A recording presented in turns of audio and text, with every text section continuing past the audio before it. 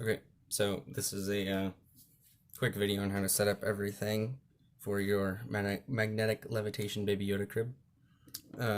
So just once you take everything out of the box, you'll see there's a tiny extra 3D printed Baby Yoda.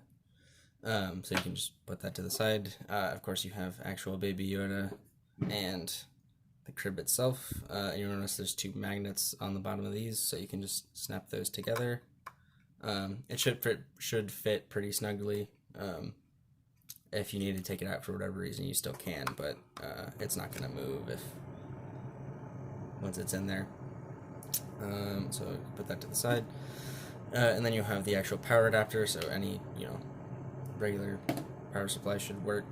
And then you have the cord coming out of the actual base itself, and I already have the power cord set up, so I'm just gonna go ahead and plug that in. And then you notice the blue lights come on. That's actually going to help orient the position of the crib, so it's going to show you when it's centered and actually ready to, levitate. The first couple of times you're doing this, I would suggest getting a piece of foam from the box and putting it over the base. These are pretty strong magnets, so if you accidentally let go and it's not actually perfectly centered, they could, attract each other into the base and slam, and it's not really going to break anything, but you just don't want to risk damage. So I would practice putting a piece of foam on top and do that a couple of times.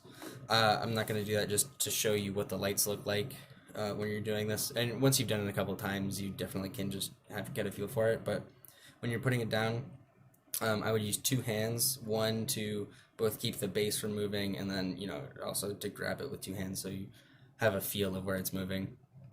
And so basically you're going to line up the magnet here with the center there, and so you should see some of the lights moving as it's going, and just try to oppose the direction that the magnets are moving. And so that's actually centered there. If it starts wobbling, I would just grab it again and make sure it stops moving. Generally, if you have a level table, it's not going to move very much, but I will. So that is actually levitating.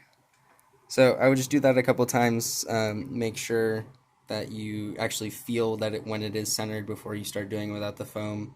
You can always just take the foam and slide it out underneath once it is centered. But yeah.